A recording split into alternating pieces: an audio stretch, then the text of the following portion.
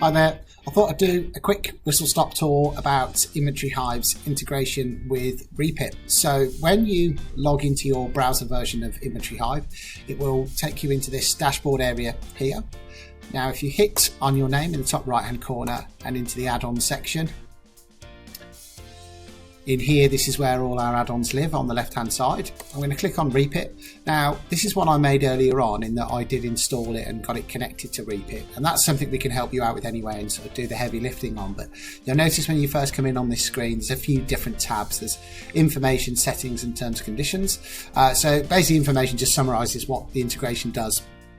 Which is bulleted here. So we will import properties with images, we'll import tenancies with tenants, we'll also do real-time updates as well. So in other words, if you made a change to a tenancy inside Reapit, it will land almost instantly. And equally, when you complete a report inside Inventory Hive, whatever type of report that may be, it will land back inside into Reapit, which I'm going to show you in just a second.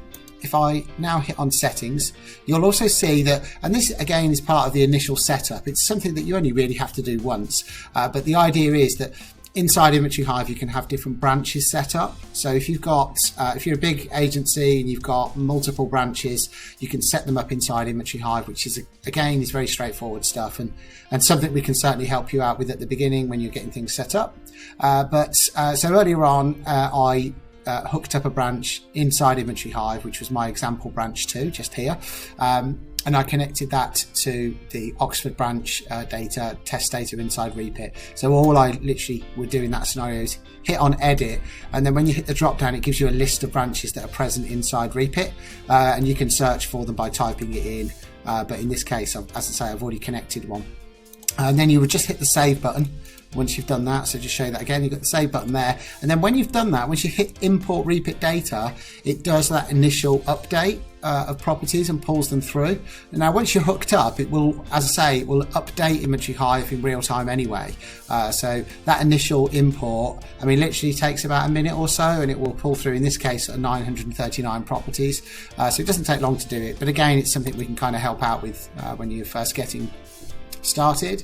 So now I'm going to hit on properties and reports. So I'm also going to jump into Reapit now. So I've already found a property in here with a tenancy. This property's got an exterior photo against it. So obviously this information, as part of the integration, is all passed through into Inventory Hive. As you can see here, it's pulled through the photo from Reapit. It allows me then to go in, I can see the tenant information because again, it's pulled that through. I can then create a report, which I'm going to do really quickly. So I'm going to fly through this bit. I don't expect you to take any notes on this part because I'm literally just fast tracking a report inside Inventory Hive now, so that I can show you how it lands inside Reapit. Here we go. Just do a quick preview of the report. That's great, I'm happy with that. Hit done. Now submit my report inside Inventory Hive. It will take a few seconds while it does its thing and talks to Reapit. I can then hit done. So you can see I've now got a completed inventory inside Inventory Hive. If I then go into Reapit, up in the letters section up here, it will then drop that file straight in. As you can see, this one here at 2:18, I did one earlier on, but this is the one that I've just created. It's got the time next to it. I can then open that up inside Reapit, and it's got the report there for me straight away. So that is, I suppose, a nice quick whistle-stop tour of the Inventory Hive integration. We are looking at various tweaks that we can make.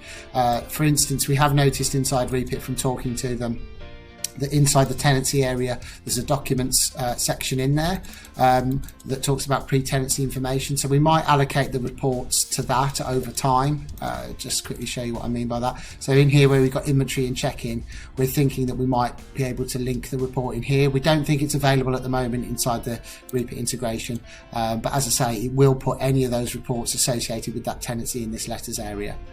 So yeah, thanks for watching.